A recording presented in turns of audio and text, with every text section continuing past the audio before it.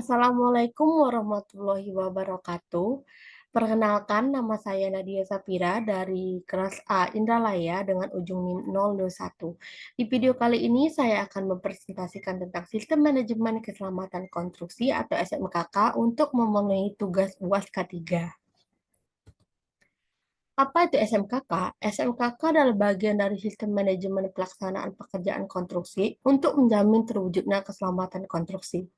SMKK sendiri bisa diartikan sebagai kerangka kerja yang digunakan dalam industri konstruksi untuk mengolah dan memastikan keselamatan pekerja, pengunjung, dan lingkungan selama pelaksanaan proyek konstruksi. Selanjutnya itu ada tujuan SMKK. SMKK bertujuan untuk mengidentifikasi, mencegah, mengurangi risiko cedera, kerusakan, dan insiden selama proses konstruksi. Selanjutnya ada dasar hukum SMKK. Untuk dasar hukum SMKK itu diatur dalam dua peraturan. Yang pertama yaitu Peraturan Pemerintah Nomor 14 Tahun 2021. Dalam pasal 841 ayat 1 menyatakan bahwa setiap pengguna jasa dan penyedia jasa dalam penyelenggaraan jasa konstruksi harus menerapkan SMKK. Selanjutnya itu pasal 841 ayat 4, SMKK merupakan pemenuhan terhadap standar keamanan, keselamatan, kesehatan, dan keberlanjutan. Yang kedua diatur dalam Permen PUPR nomor 10 tahun 2021 tentang pedoman sistem manajemen keselamatan konstruksi.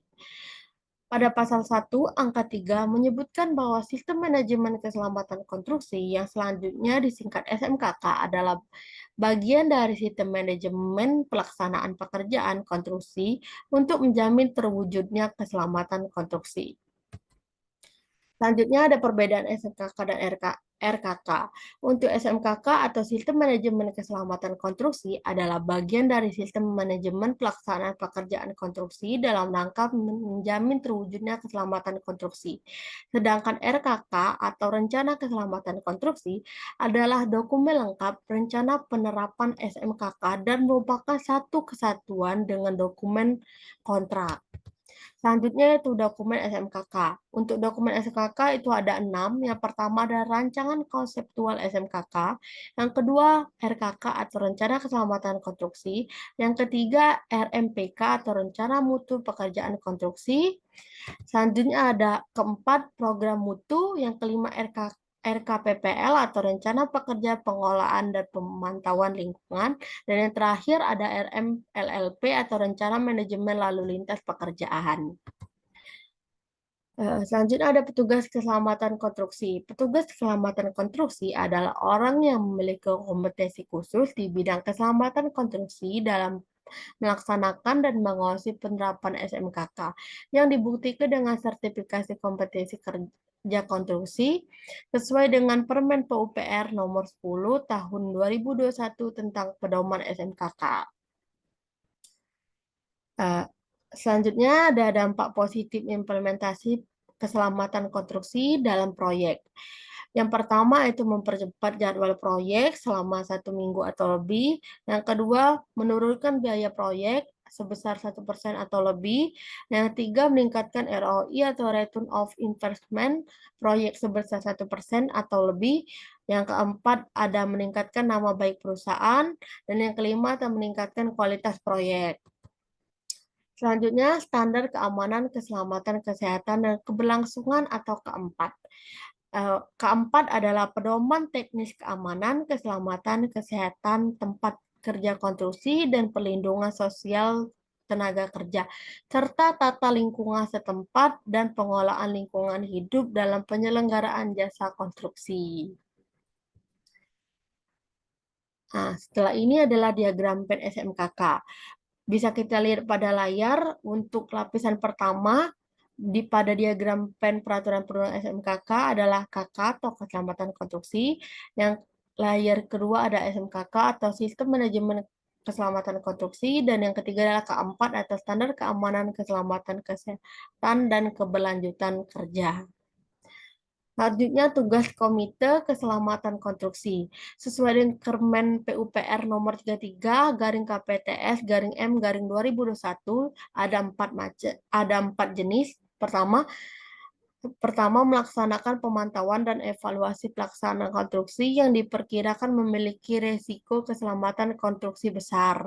Yang kedua adalah menyusun laporan pemantauan dan mengevaluasi hasil investigasi kecelakaan konstruksi termasuk saran, pertimbangan, dan rekomendasi bersama dengan subkomite dan sekretaris komite keselamatan konstruksi untuk dilaporkan kepada ketua komite. Dan yang ketiga ada memberikan saran, pertimbangan, dan rekomendasi atas hasil pemantauan dari evaluasi serta investigasi kecelakaan konstruksi.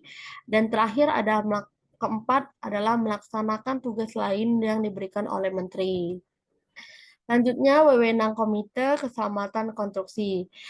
Sesuai dengan Permen PUPR nomor 33 garing KPT garing M garing 2021, yang pertama itu memasuki tempat kerja konstruksi, yang kedua meminta keterangan dari pihak-pihak terkait, yang ketiga meminta data yang berhubungan dengan tugas komite, yang terakhir adalah melakukan koordinasi dengan pihak terkait keselamatan konstruksi.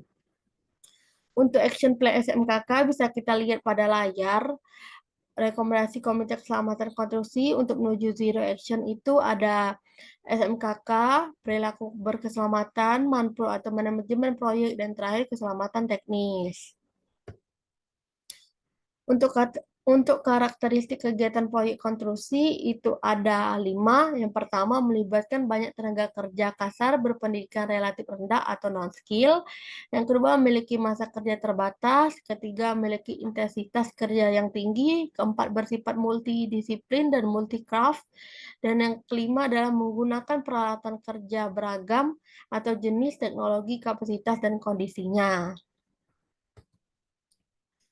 Untuk selanjutnya itu kriteria resiko keselamatan konstruksi. Berdasarkan PP nomor 14 2001 tentang perubahan pada PP nomor 22 tahun 2020, itu terbagi menjadi 3, yaitu resiko kecil, resiko sedang, dan resiko besar. Saya akan menjelaskan dulu tentang resiko kecil.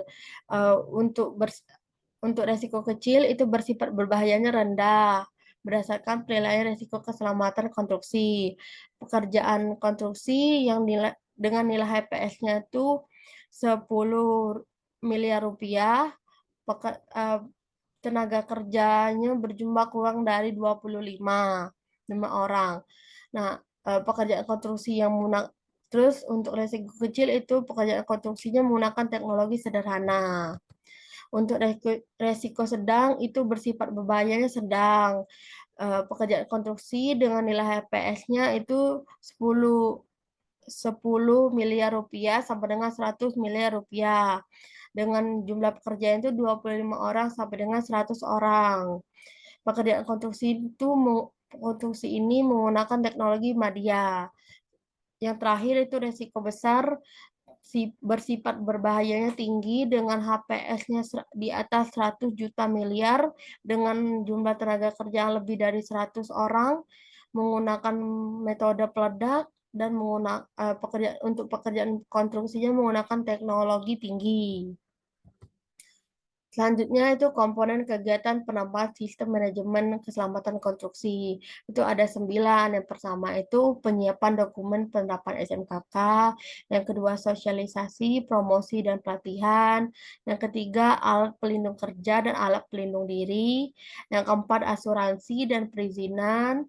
Kelima personel keselamatan konstruksi. Keenam fasilitas sarana dan prasarana alat kesehatan. Yang ketujuh, rambu dan perlengkapan lalu lintas yang diperlukan atau manajemen lalu lintas. Kedelapan itu konsultasi dengan ahli terkait keselamatan konstruksi. Dan yang terakhir atau kesembilan, kegiatan dan peralatan terkait dengan pengendalian risiko keselamatan konstruksi, termasuk biaya pengujian atau pemeriksaan lingkungan. Sekian presentasi dari saya tentang SMKK. Bila ada salah kata saya mohon maaf. Saya akhiri. Wassalamualaikum warahmatullahi wabarakatuh. Terima kasih.